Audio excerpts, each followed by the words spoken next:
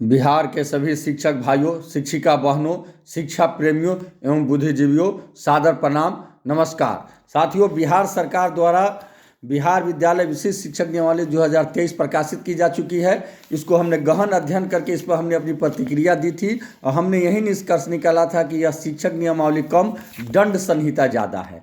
मैं कल से आज तक लगातार 2 दिनों तक माननीय हाई कोर्ट और सुप्रीम कोर्ट के विभिन्न विद्वान वकीलों से विचार विमर्श किया हूँ।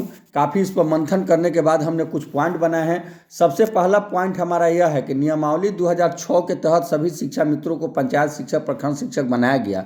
उस समय हम लोग को 1 से 8 तक के शिक्षक बनाया गया था, किंतु नियमावली 2012 जब आई तो यह कहा गया कि नहीं, आप सभी 1 से 5 तक के ही शिक्षक हैं और 6 से 8 में आधी शिक्षक आप लोग के प्रमोशन से भरा जाएगा और आधी शिक्षक सीधी बहाली होगी। तो आधे सीट पर तो सीधी बहाली हो रही है, लेकिन हमारा प्रमोशन आज तक नहीं हुआ, जबकि यह प्रमोशन होना चाहिए। हमने इस एक्ट को लेकर के माननीय हाईकोर्ट में जाने का फैसला किया है। दूसरा है संवर्ग का गठन। नई नियमावली के कंडिका 3 में क्लियर है संवर्ग का गठन, जिसमें दिया गया है कि हम जिला स्तर पर हमारा एकल संवर्ग होगा।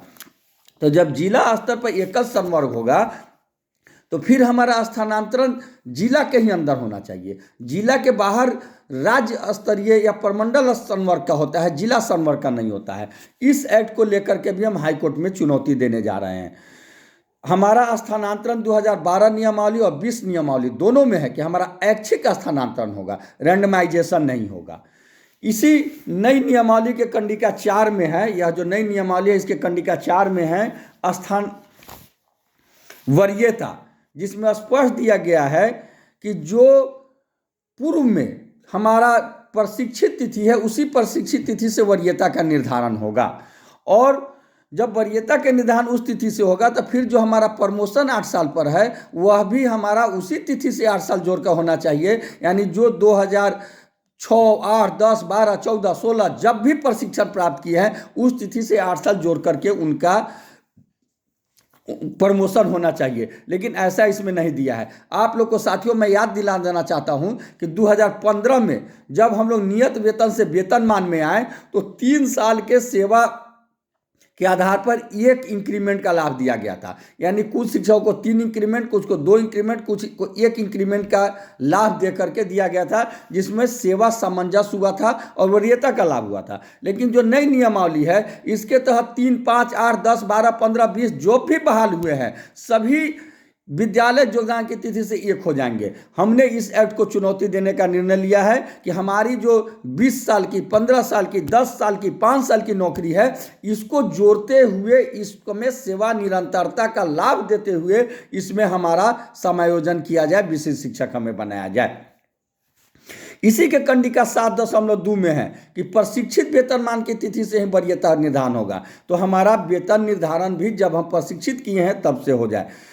इसी के वेतन कंडिका 8.1 में है वेतन संरक्षण का लाभ, जिसमें पे संरक्षण का लाभ किया गया है। हमारा कहना है कि हमें मैट्रिक संरक्षण का लाभ देना चाहिए। जैसे हम आज के डेट में मैट्रिक 13 में है, तो जो नई सरकार बीपीएससी के लिए बने है उसमें हमें 13 में मिलना चाहिए, लेकिन सिर्फ पे प्रोटेक्शन देती है, हमें सेवा निरंतरता का लाभ नहीं देती है, तो हम घट करके चले आएंगे मैट्रिक 6 में।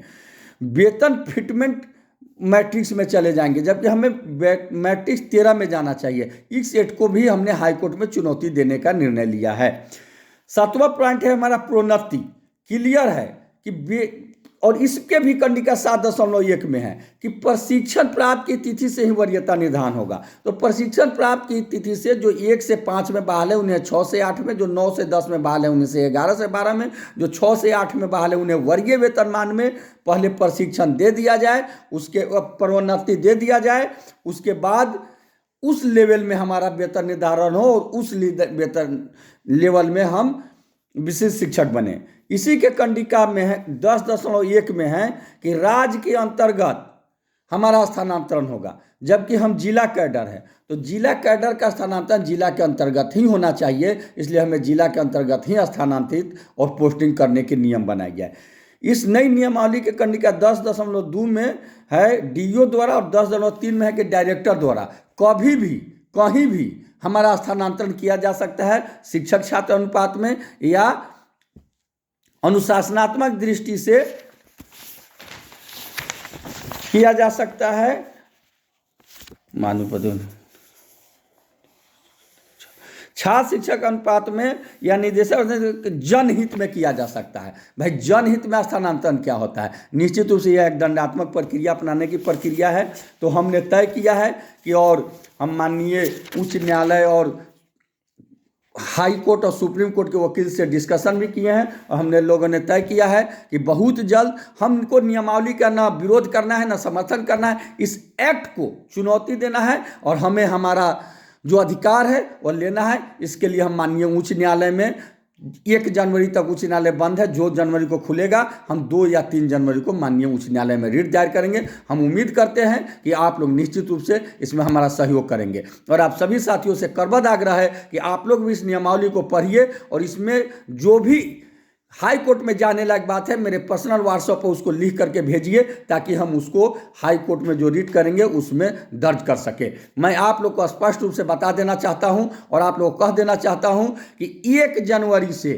हमारी अधिकार के लिए सरकार के विरोध में नहीं, शिक्षक के समर्थन में, छात्र के समर्थन में, शिक्षा के समर्थन में, अपने अधिकार के लिए, अपने कर्तव्य के लिए हम निश्चित रूप से अपनी लड़ाई को तेज करेंगे। इसके लिए हम कोर्ट में भी लड़ेंगे, हम रोड पर भी लड़ेंगे। बहुत जल्द हम पैदल मार्च का घोषणा करेंगे और हम इसके लिए आवश्यकता हुई तो वोट में भी लड़ेंगे। आप सभी साथी अपने अधिकार के लिए तैयार रहिए। इनकलाब जिंदाबाद, शिक्षक एकता जिंदाबाद, बिहार जिंदाबाद, शिक्षक छात्र जिंदाबाद। नमस्कार, प्रणाम। आपका केशव कुमार, प्रदेश अध्यक्ष शिक्षक संघ बिहार।